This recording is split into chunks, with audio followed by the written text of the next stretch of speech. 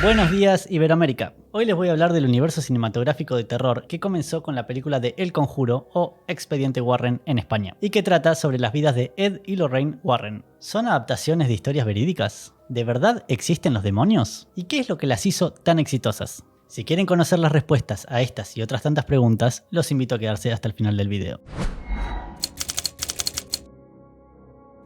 Lo primero que hay que entender es qué es un universo cinematográfico. Es un concepto que hizo famoso Marvel Studios con su, justamente, universo cinematográfico de Marvel, o el MCU en inglés, que empezó en 2008 con el estreno de Iron Man y que continuó luego con la introducción de otros personajes como Hulk, Thor y el Capitán América, para finalmente llegar a los Avengers, o los Vengadores. Ya vamos a hablar de Marvel en otro video.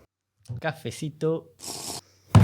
Pero lo importante acá es recalcar que el éxito de taquilla de los Avengers en 2012, que hizo más de 1.500 millones de dólares en todo el mundo, motivó a otros estudios a querer crear sus propios universos cinematográficos. Marvel no fue el primer estudio en probar este concepto en la pantalla grande. Allá en los años 30, 40 y 50 existió la franquicia de monstruos clásicos de Universal Pictures que combinaron personajes como Drácula, Frankenstein, el Hombre Lobo y el Hombre Invisible. A diferencia de Marvel, este universo compartido de Universal no nació como una franquicia unificada, sino que, luego de hacer múltiples secuelas individuales de cada monstruo, decidieron juntar a un par de ellos en Frankenstein meets the Wolfman, o sea, Frankenstein conoce al Hombre Lobo de 1943. Y no solo fue una película crossover, esto es, cruzar personajes de una peli a otra, sino que también fue una secuela de The Ghost of Frankenstein y The Wolfman, estrenadas en los 2 años previos. Si bien se lo puede considerar un universo del cine precursor al de Marvel, tenía bastantes diferencias. No había una continuidad fuerte entre los personajes y las historias, los monstruos cambiaban de actores según lo requiriera la producción, y dejó de haber películas individuales a favor de las películas grupales. This is wrong.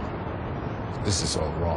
Volviendo al presente, muchos estudios creyeron, probablemente de forma errónea, que el acierto de Marvel había estado en cruzar a personajes de distintas películas. Pero, ¿de verdad fue ese el factor determinante? Luego del éxito de Avengers, tuvimos el universo compartido de DC, que empezó con Man of Steel y termina este año con Aquaman 2. También el universo de los monstruos, que no es el mismo de Universal, que tiene a Godzilla y King Kong, y el otro universo de monstruos, que sí es un remake del de Universal. Lo que tuvieron en común estas franquicias fueron sus altos niveles de fracasos, particularmente la de la momia de Tom Cruise, que ni siquiera pudo generar interés en secuelas o spin-offs. Si bien podemos encontrar algunos éxitos aislados, ninguno de estos universos alcanzó el esplendor que tuvo el universo Marvel en los últimos 10 años. Excepto uno, el universo del Conjuro. Pero antes de meternos a analizar por qué funcionó donde otros no, tenemos que adentrarnos en la historia real de los personajes que adaptan estas películas, Ed y Lorraine Warren.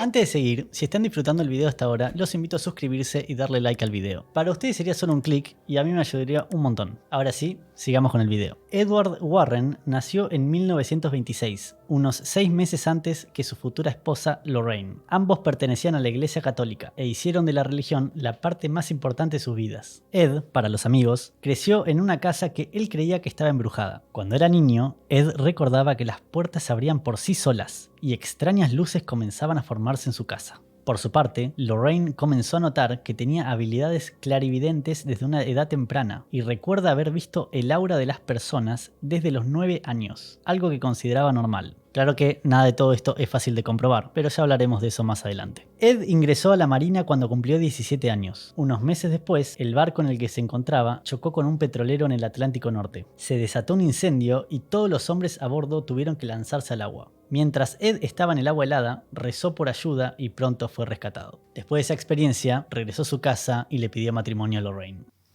Después de esa experiencia...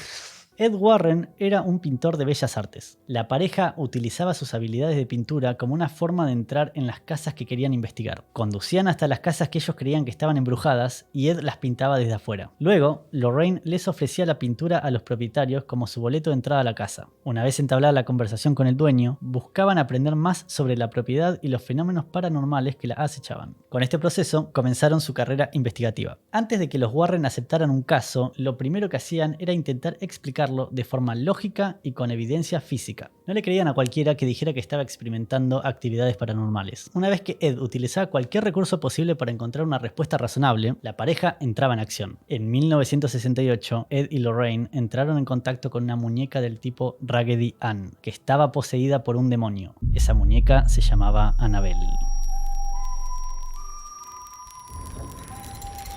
3 años después, en 1971, fueron convocados para asistir a la familia Perron en Harrisville, Rhode Island, cuya casa estaba siendo atormentada por una bruja del siglo XIX. Estos hechos fueron adaptados en El Conjuro. Su primer caso que atrajo la atención de los medios fue en 1974, en su pueblo de Connecticut, más de 20 años después de que los Warren empezaran sus investigaciones. Una amiga de la familia, que también era psíquica, ¿Tenés miedo?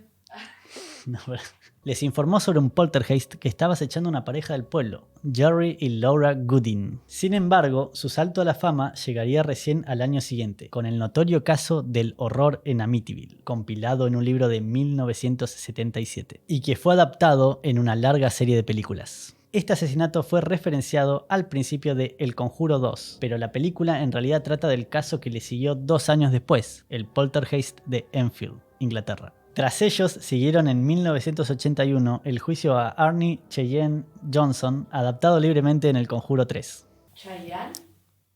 Las casas embrujadas de Snedeker y de la familia Smurl en 1986 y el fantasma de la Dama Blanca en el cementerio Union de 1992. Lo que motivaba principalmente a los Warren era su fe católica, siendo ambos creyentes devotos. Ed tenía una relación directa con la iglesia y fue considerado el único laico experto en exorcismos. Tan buena era esa relación que, cuando no pudieron remover al supuesto súcubo del hogar de los Smurl, un súcubo es un tipo de demonio, Ed contactó a la iglesia y recibió el apoyo de un tal cardenal Ratzinger. El mismo Ratzinger revisó el caso y asignó a un sacerdote exorcista para que realizara un ritual romano. Un par de décadas después, ese cardenal fue elegido papa y adoptó el nombre de Benedicto XVI. Los Warren se convirtieron en referentes de lo supernatural en los Estados Unidos durante los años 70 y 80 y aparecieron en diversos shows de televisión. Como no cobraban por exorcizar demonios, vivían de los cuadros que pintaba Ed, de conferencias que realizaban a lo largo del país y de las visitas pagas a su famoso museo de objetos embrujados y malévolos, que todavía puede visitarse hoy en día. Si quieren ir a visitar el Museo de los Warren, tienen que viajar a Connecticut y pedir turno porque hay cupos limitados. Ed Warren falleció en agosto de 2006, a los 79 años. Y Lorraine lo siguió en abril de 2019, a los 92. Solo tuvieron una hija llamada Judy. Vayamos a lo importante. ¿De qué tratan las películas del Conjuro? Dirigida por James Wan, el mismo de Saw, Insidious, Fast and Furious 7 y Aquaman, la primera película se estrenó en 2013 y adapta el caso de la familia Perron, compuesta por Roger y Caroline y sus 5 hijas, Andrea, Nancy, Christine, Cindy y April. Se tituló The Conjuring, traducida como El Conjuro en Latinoamérica y Expediente Warren en España. Antes de salir a matar a nuestros primos ibéricos, vale aclarar que el título provisional de la película fue The Warren Files. La historia arranca en 1971, con la familia mudándose a una casa de campo en Harrisville. Los eventos paranormales no tardan en empezar, siempre después de la medianoche, y la primera víctima es Sadie, el perro, como suele ocurrir en las películas de terror. La casa en cuestión venía con una historia bastante cargadita. 8 generaciones de familias habían vivido y fallecido en esa propiedad. Las muertes documentadas incluyen 2 suicidios, un envenenamiento, el abuso sexual y asesinato de una niña de 11 años, 2 ahogamientos y 4 hombres murieron de frío. Lo increíble de todo esto es que el estado de Rhode Island no requiere que las agencias inmobiliarias les cuenten a sus compradores sobre el historial de actividad criminal en una ubicación, mucho menos presuntos fenómenos paranormales y actividades sobrenaturales. Volviendo a la película, quien está acechando a la familia Perron es una bruja del siglo XIX llamada Bathsheba Sherman, que utiliza su poder maligno para poseer a la madre, Caroline. Una vez que los Warren se involucran en el caso y consiguen evidencia, le solicitan a la iglesia que envíe un sacerdote para realizar un exorcismo. Pero la cosa es un poco más burocrática que eso. Como los Perron no son católicos, iban a necesitar autorización directa del Vaticano. O sea, el seguro no los cubría contra posesiones demoníacas. Para no arruinarles la película a quienes no la vieron, nos vamos a guardar el final. La película no contiene desnudos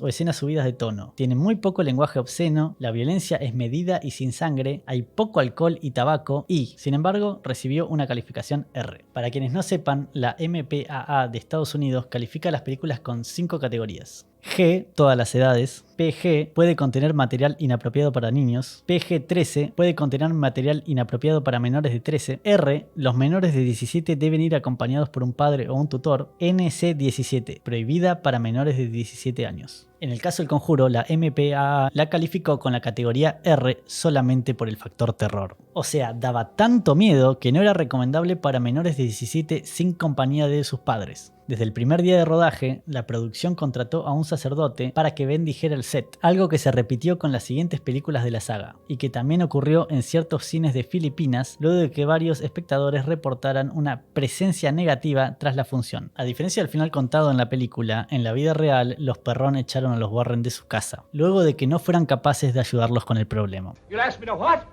Get out.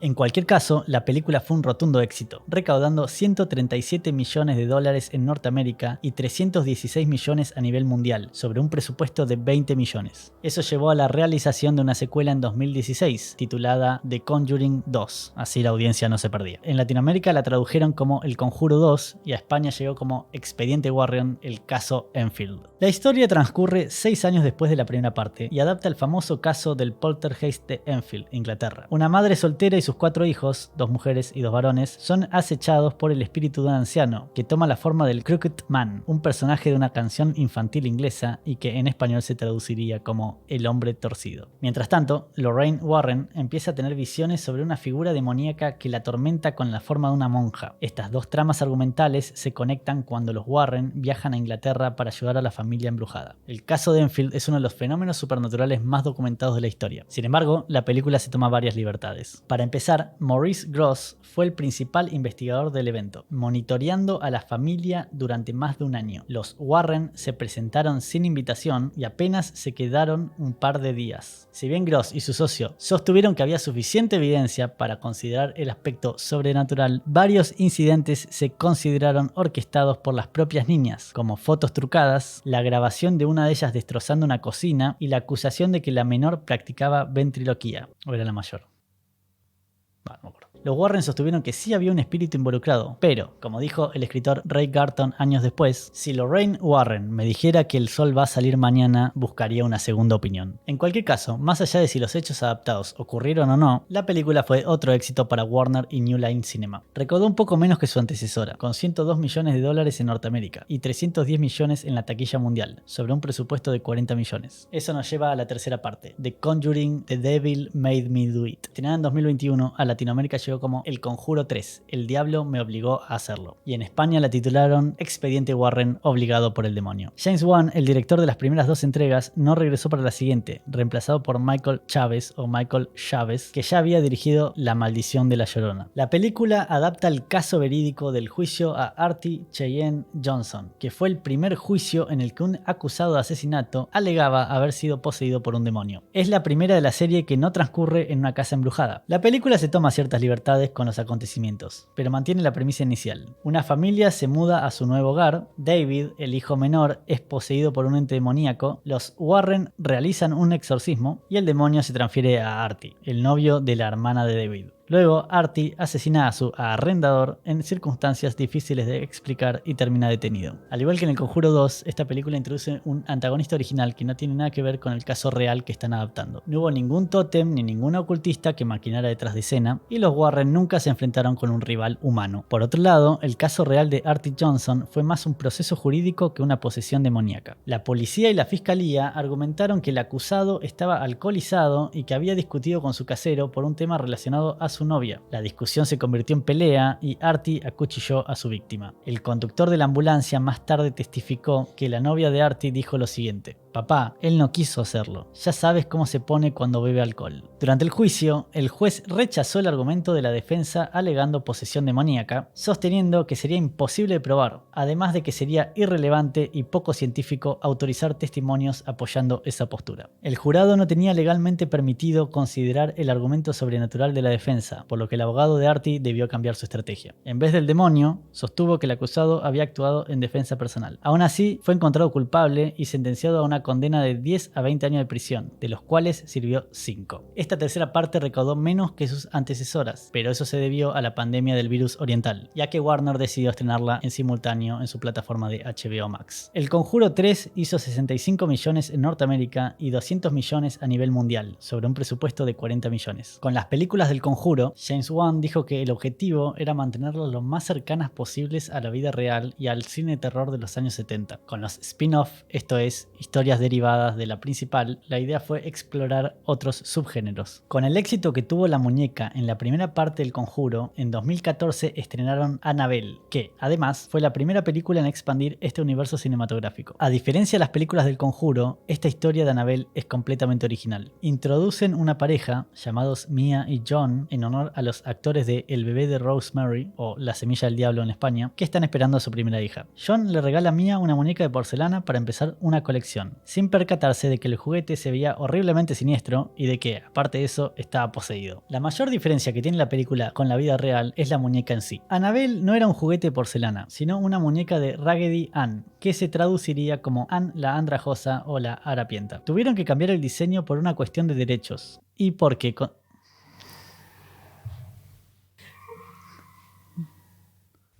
hablando del terror. Tuvieron que cambiar el diseño por una cuestión de derechos y porque consideraron que la original no se veía suficientemente aterradora. Igual, si me preguntan a mí, hay algo en esa sonrisa que se ve bastante siniestro. Sobre un modesto presupuesto de 6.5 millones de dólares, la película recaudó 84 millones en Norteamérica y 256 millones en todo el mundo. En cualquier caso, como en la película no terminaron de explicar de dónde venía Annabelle, decidieron hacerlo en una precuela estrenada en 2017, titulada Annabelle Creation y traducida en Hispanoamérica como Annabelle 2, la creación.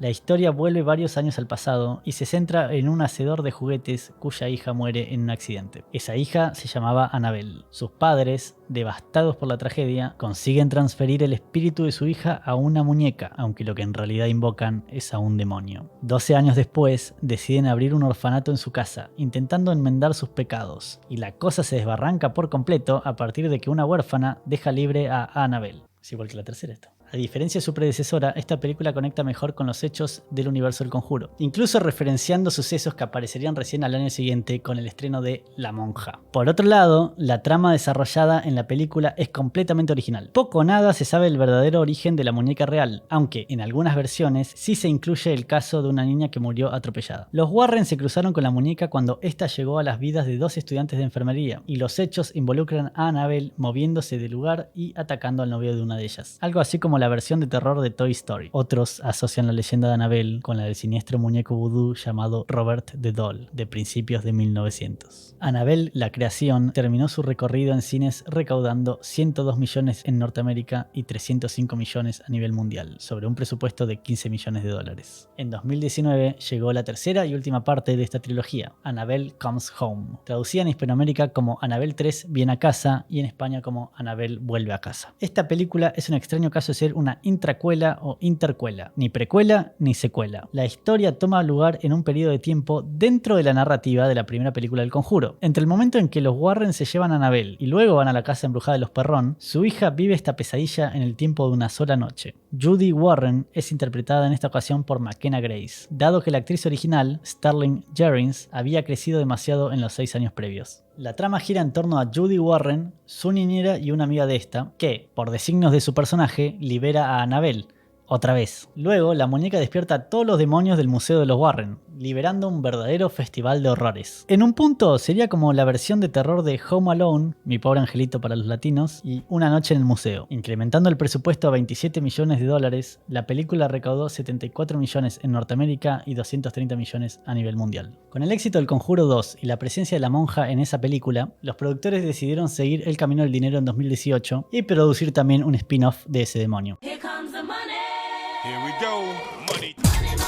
Basada en un personaje original creado por James Wan, la historia de la monja vuelve a los años 50 y toma lugar en una abadía y convento de Rumanía. Allí, un grupo de monjas intenta detener al espíritu de Valak y, al no conseguirlo, una de las monjas se quita la vida. Eso lleva al Vaticano a enviar a un sacerdote exorcista y a una novicia interpretada por Taissa Farmiga, la hermana menor de Vera Farmiga, que a su vez hace de Lorraine Warren. Lo más importante es tener familia, que trabaje en la municipalidad y te pueda conseguir algún puestito. Esta es la película más corta de la franquicia, la peor recibida por los críticos y la que más plata hizo. De un presupuesto de $22 millones, en Norteamérica recaudó 117 millones y a nivel mundial juntó 363 millones. Mucho billete para una película que no trata de nada. Antes de analizar cuál es la clave del éxito de este universo cinematográfico, tengo que mencionar el tema de The Curse of La Llorona, conocida en español como La Maldición de La Llorona. A pesar de haber sido producida por James Wan y de que el director luego trabajara en El Conjuro 3 y La Monja 2, hace poco se confirmó oficialmente que la película no es canónica dentro de la franquicia, por lo que no vamos a analizarla en este video. Entonces, fuera de Marvel, ¿por qué este es el segundo universo cinematográfico exitoso? Después de ver y estudiar cada película, llegué a la conclusión de que hay dos factores fundamentales: los personajes y la superstición. Asusten más o menos, sean de mejor o peor calidad, estas películas tienen mucho corazón y personajes con los que la audiencia puede identificarse. Y no me refiero a identificarse con las profesiones o cómo se ven físicamente, sino que el público puede reconocerse en sus experiencias, en sus emociones, sus miedos, sus anhelos y sus deseos. Empatizamos con ellos y eso nos lleva a animarlos, a desearles que tengan éxito y que sobrevivan. No son como muchas víctimas del terror slasher, esas víctimas de Jason, de Freddy, de Michael, que hasta incluso uno quiere que se mueran. Ayuda a que en muchas de estas películas del Conjuro, los autores involucren víctimas vulnerables e inocentes, niños desprotegidos, huérfanos, inválidos, pupilos y adultos que no siempre tienen la fuerza para ganar. Por otro lado, esta franquicia juega mucho con creencias religiosas, particularmente con la fe católica, y apunta a ese aspecto supersticioso que tenemos todos. No importa qué tan escéptico seas en tu vida, si mirás una película de terror solo en tu casa, de noche, vas a sentir al menos un pequeño cosquilleo cuando mires esos rincones en la oscuridad. En lo que respecta al futuro de la franquicia, se supone que The Conjuring Last Rites, que vendría a ser El Conjuro, ritos finales o últimos ritos, aquellos ritos que un cura le da a los moribundos, está pensada para ser el capítulo final de este universo, conectando todas las películas que salieron hasta ahora. ¿Será cierto? ¿Matará Hollywood a esta gallina de los huevos de oro? ¿Ustedes qué opinan? Dejen sus comentarios, que siempre los leo todos. Gracias a todos por haberme escuchado. Si les gustó este video, los invito a ver el primer video del canal, en el que hablamos de las huelgas de Hollywood y los problemas que le trajo a la industria, incluida la última parte del Conjuro, que todavía no está en producción porque todavía no terminaron de escribirla. También pueden cliquear la campanita y dejar un comentario. Si no les gustó, igual aprecio que se hayan tomado el tiempo de quedarse hasta el final. Nos vemos en el próximo video.